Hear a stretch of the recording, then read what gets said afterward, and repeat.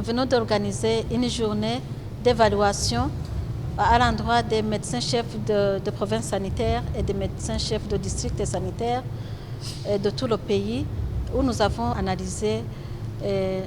l'état de mise en œuvre de la politique nationale de la gratuité des soins pour les femmes enceintes, malades, les femmes qui accouchent et les enfants de moins de 5 ans. Et effectivement, on a observé qu'il y a beaucoup de tricheries dans les données qui sont rapportées par les formations sanitaires. Ils pensent que quand ils gonflent le chiffre des prestations,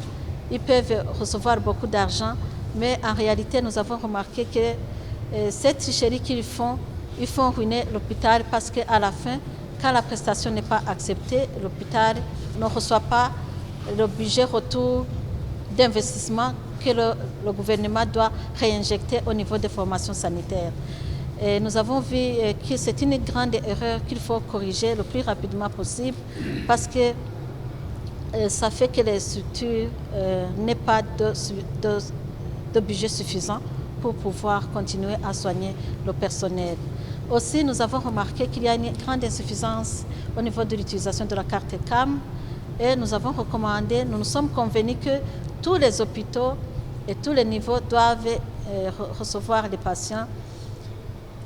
présentant la carte CAM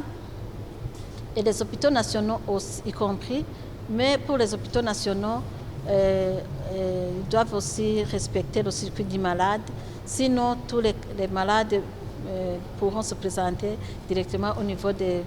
hôpitaux nationaux. On va respecter le circuit du malade, mais tous les hôpitaux doivent appliquer et nous sommes convenus, les gens qui font les vérifications pour le paiement de la CAM, les soins médicaux et la gratuité des soins, nous sommes convenus qu'ils doivent déposer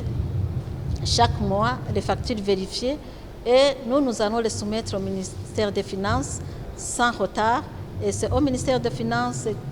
d'organiser les paiements pour le retour des investissements au niveau des formations sanitaires et nous allons faire le suivi au niveau du ministère de la Santé. Il en est de même que pour la propriété, nous sommes convenus qu'au niveau de toutes les formations sanitaires, les centres de santé et les hôpitaux, ils doivent ce mois d'avril mettre dans leur planification tous les besoins, le budget nécessaire pour améliorer l'hygiène en milieu hospitalier, pour améliorer la literie des malades, pour améliorer la gestion de l'environnement autour des hôpitaux, ainsi que l'incinération et la gestion des déchets.